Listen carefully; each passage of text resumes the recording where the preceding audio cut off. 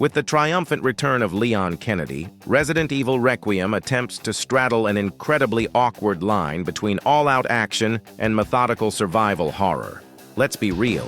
Looking at this transition on paper, it's easy to be skeptical. Can Capcom really create a coherent experience involving both Leon and Grace, the latest highly vulnerable protagonist, without giving players total whiplash? Switching between polar opposite playstyles sounds jarring, which is usually a red flag. And history shows that when Capcom pushes the series too hard toward action, the fan base can get burned.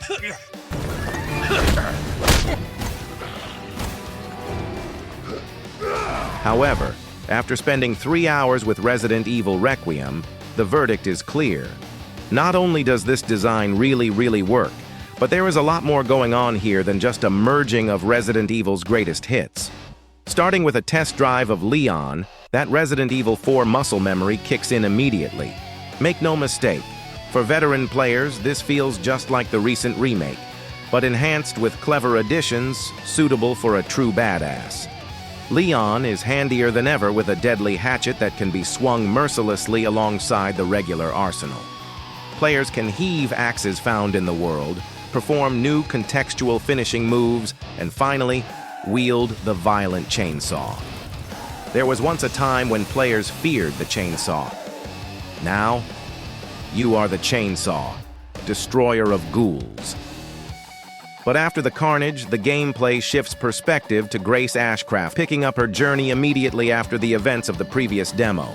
Grace and Leon are polar opposites. The intense gunfights and forward momentum of RE4 vanish, replaced by what feels like a sterile, white, clean version of Resident Evil 7. For the next few hours, players explore the Rhodes Hill Chronic Care Center. It's a somewhat traditional Resident Evil mansion containing rooms and corridors you might expect, but with plenty of new surprises. These surprises land harder thanks to Grace's abilities, or rather, the lack thereof. Grace's section is focused almost exclusively on survival horror. Armed with only a scavenged pistol, her firepower and combat skills are negligible compared to the floppy-haired icon.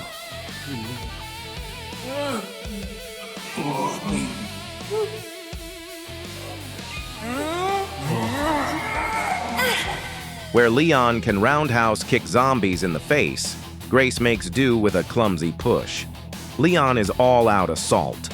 For Grace, the best course of action is slow, deliberate stealth. Trying to take new enemies head-on results in a very bad time. While previous demos revealed the bug-eyed warden, the full experience introduces even more persistent threats. Resident Evil Requiem doesn't seem to rely on one Mr. X or Nemesis, but rather several smaller pursuers guarding specific wings of the care center. Most notable is a hulking mass of blubber called Chunk. He bursts through walls and slowly but surely grinds his way through halls, stairwells, and doorways. Uniquely, Chunk fills the space entirely. Players will also encounter a 7-foot-tall unit masquerading as a chef. Until he notices you, he is completely focused on his chopping chores, not yet in searching mode, but fulfilling his pre-infection duties. This kind of behavior isn't unique to the bosses.